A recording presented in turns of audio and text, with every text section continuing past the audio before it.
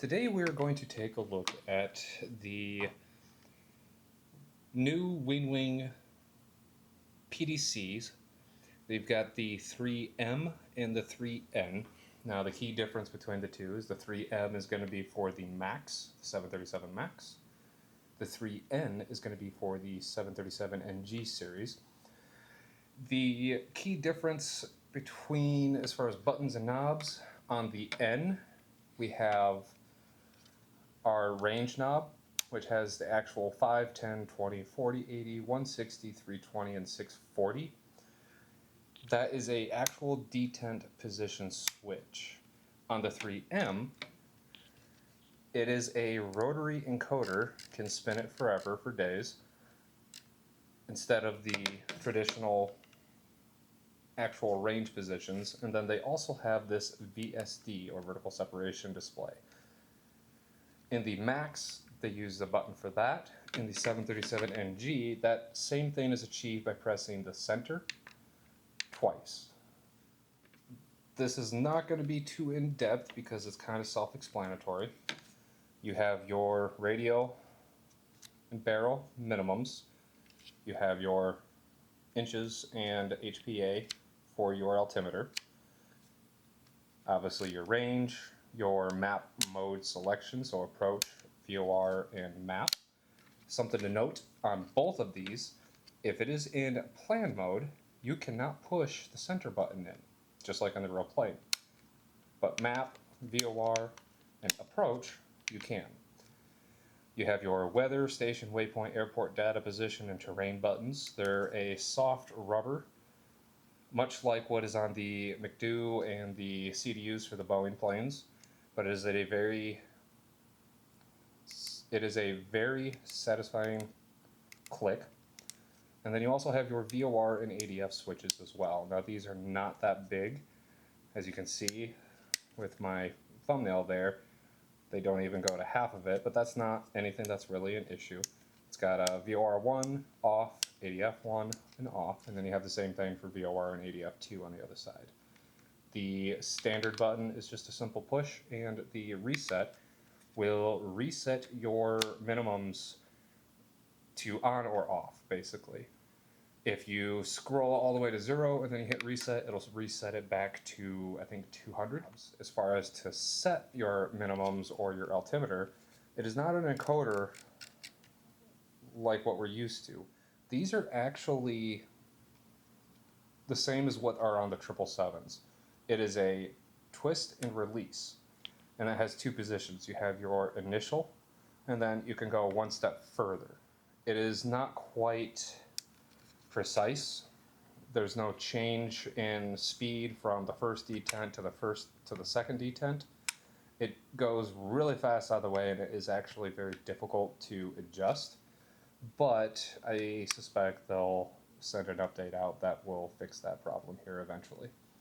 A cool thing that they did with these, and I'm kind of impressed with it, if you get the package deal, which in US is $175, if you get one of these individually, whether the 3M or the 3N, it is $87.50. So you can get just one and put it on only one side of your PAP3 that you have, if you have one, hopefully you do. But the cool thing they did, if you get one of these per se, you will actually get both of these things as well, the glare shields. And you can literally put on whatever side it is that you're going to have it on. And then on the back side, there's two little screws here to hold it in place, but it kind of holds it in place pretty good. I mean, it stays on there. One more thing to note real quick too, it is a single USB-C to USB-A cable for each EFIS. The reason they did that is to daisy chain it from the PAP3 to two of these or even one of these, it'd be too much power for what USB power can handle. Alright, real quick now we're going to show how it is that you attach them. There is one thing that you want to watch out for. On these pieces, there is one end has like this corner or the sharp point, and the other end is just a curved. The corner or sharp point is going to go on the groove slot for the PAP3. On the PAP3, you'll have to take out these screws. They include two longer ones that go with the PDCs. So you take out the short ones and you'll use the longer ones that they include in the kit. And we've already swapped those out, so if we just flip this over, we already have the long ones that go through all the way. So what we're simply going to do is make sure we got the pointed end facing in, and then we take one of the little nuts and stick it in there. It'll hold itself pretty well. And you just take a screwdriver and just turn it and get it nice and tight. So we'll do that real quick for all four corners.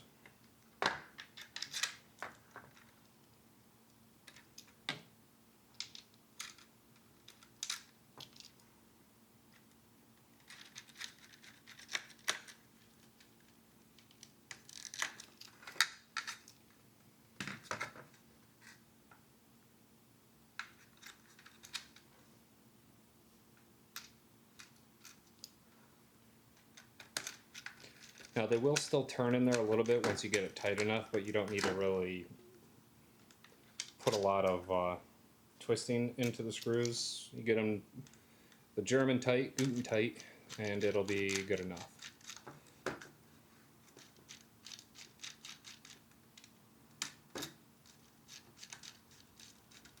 You're going to have this probably mounted somewhere anyways. So once you get those on, the next thing to do now would be to, let's see, which one did I do? So I'm going to do my 3M on the right side and my 3N on the left side. They have 4 of these screws. These are the ones that you're going to want. They got a little hex slot onto them as I drop them. It just becomes a matter of getting them in place. Take the included Allen wrench that they give you, and it screws into the back on the PDC.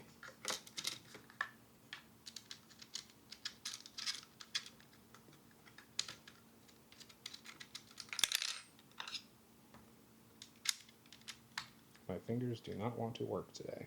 These you can go a little tighter if you want, but again, you don't need to.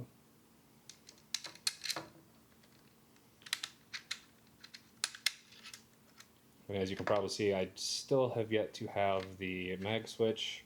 I was told they're going to be sending one, but I have yet to receive it or even get any kind of tracking for it. So now we'll do the one that's going to go on the right side. And again, same thing.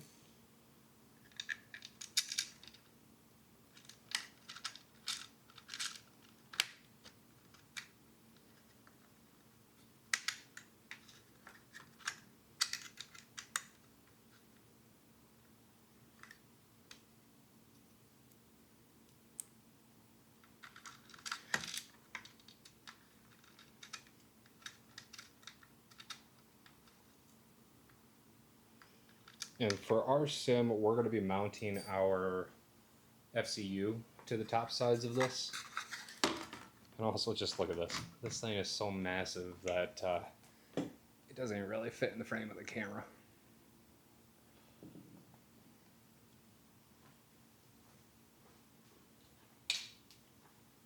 I'll grab our USB cables.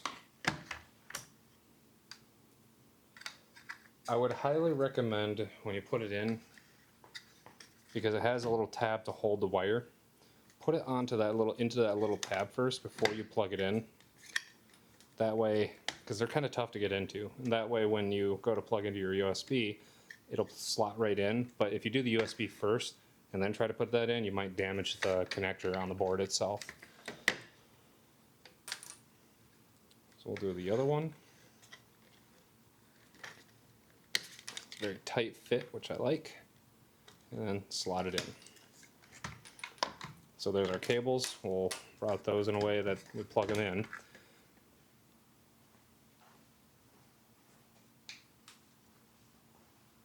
And now we're going to bring in, we've already got some mounts on there because of the way that we mount this all on.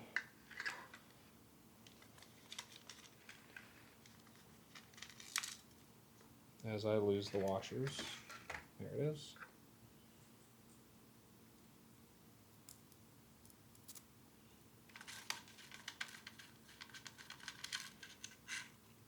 Now this is just for my sim specifically, and will be up there in a moment to showcase a flight using the PDCs. But for the time being, we're just going to get this all mounted on.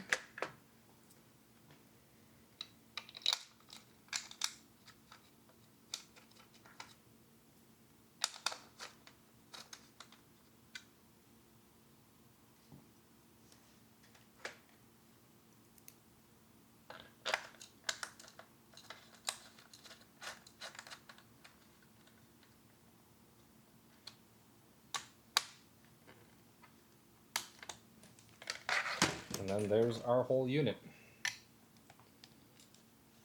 I can't zoom out any more than that, really.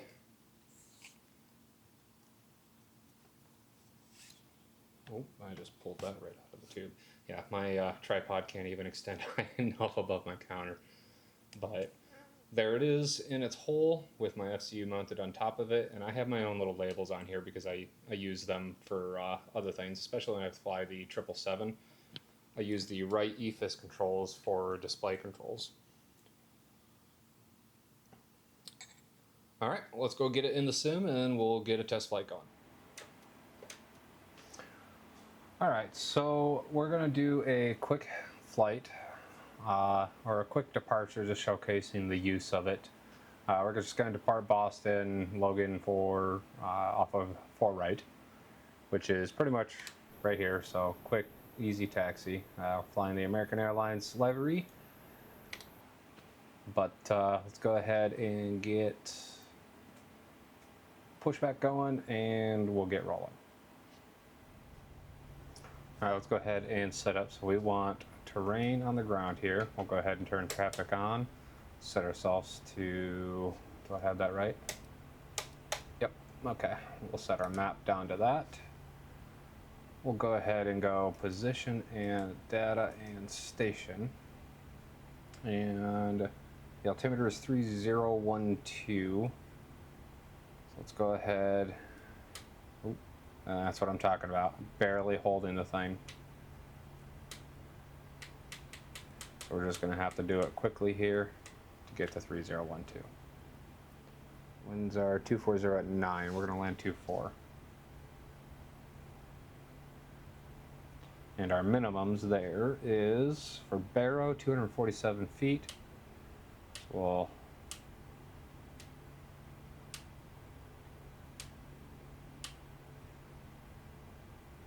try and gingerly get it there.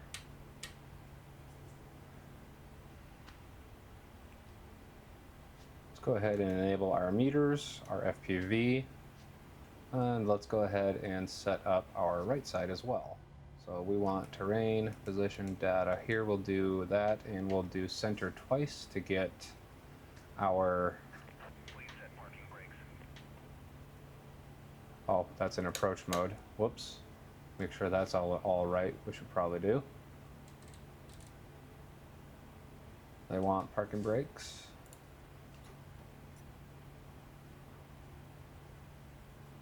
Turn off waypoint, and then we'll go center and center.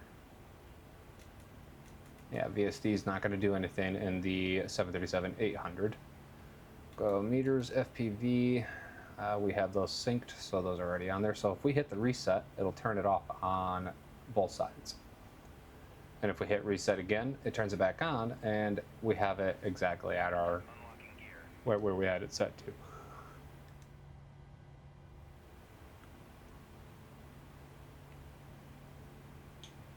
So we've got our displays set up how we want them.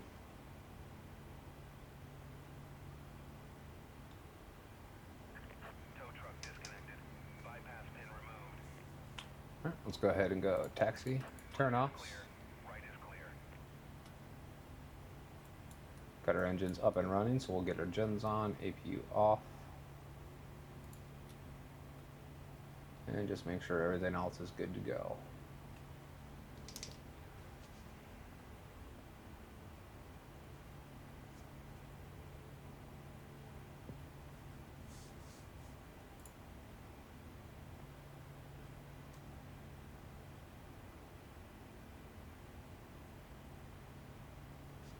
And they released us.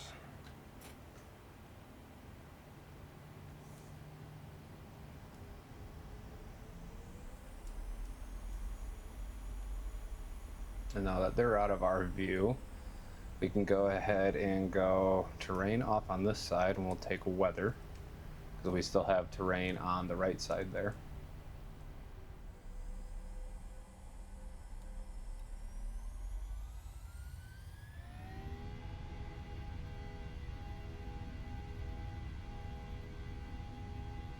Airspeed's alive.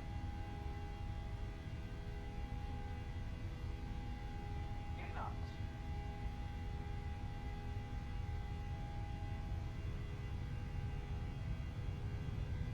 V1, rotate.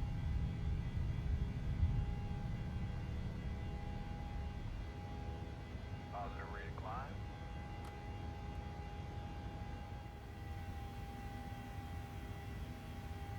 Let's go ahead and get our map out more.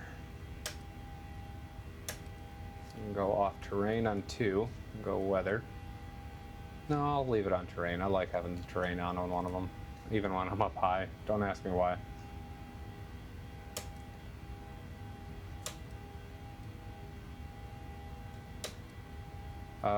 That's going to the wrong Frito. Wait, what? Oh. Vectors, execute. There we go. It definitely adds to it. If you can get both, I'd say grab both of them. If you can't get one, I would suggest getting it. Like if you're only going to get one, I would highly suggest getting the 3M. So this is the one that's for the 737 MAX. The one that has the encodery for the range instead of the detented position knob. And the only reason I say that is because if you want to fly the MAX, you have the rotary, which is what you need. And since the rotary can also increase and decrease and works just fine in the 737NG, it does both of them well. Plus you get an extra button at the VSD if you want to assign that to something else in the NG. Otherwise, if you're going to get both, I'd say get one of each. That way you have them. I'm sure though they will have the, so like if you use the N on the 737 MAX, so the EFIS 737 MAX, it'll probably still work. It'll display and read what it wants to, let's say if you set to 160, it'll probably display 160. But I have not flown it yet, so I can't really speak to that. Otherwise,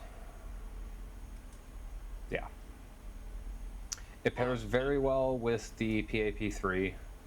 It's the same plastic quality that you would expect.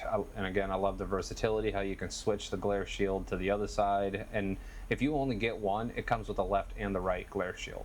So you're not stuck with just one or the other. You can decide which side you want to put it on. So for those that are building their sim pit based off of a FO site, or based off the FO side. But yeah, otherwise it pairs well. The position knobs are a little difficult to turn. Sometimes I skip past it like I just did there. Otherwise, it's a solid click into it. The barrows, they're a little bit bigger knob, and it's a little bit of a farther travel, so they are easier to turn. My only complaint, and like I said, I think that they will adjust them at some point with an update, but the knob to do your altimeter and to set your minimums altitude, it's I don't ever go into the second detent because there's no speed difference. It's just you press and hold it and it's the same speed. Like I just maxed out to 32.00 and that's not supposed to happen. So we'll set that back to 3012 if we can get it there. I'm not even going to the second detent. I'm literally in the first. So I have to quickly grab it, twist it, and release it. That's a little bit of a pain, so Winwing, come on. Alright, but yeah, so without further ado, it's a standard work in there. Turn the traffic on and off on my map display. But yeah, go ahead and check out their store. They have them in stock and the global shipping if you want to pay the tariffs. If you don't, then you can wait and you can pre-order it on your local site or your regional site, and it'll ship within about 45 days. I don't see them taking as that long. Sometimes they can. It all depends on how much they have in stock and how many people actually got orders in from the global store. The next video we're going to do, and they are currently on their way, they're going to be here, looks like Monday, but we've got the throttle and flaps and spoilers with the rudder control switches and the fuel control switches. We got that coming next. That should be here Monday. Hopefully we'll get that video out and set up here come next weekend. But until then, I'll catch you guys on the next round.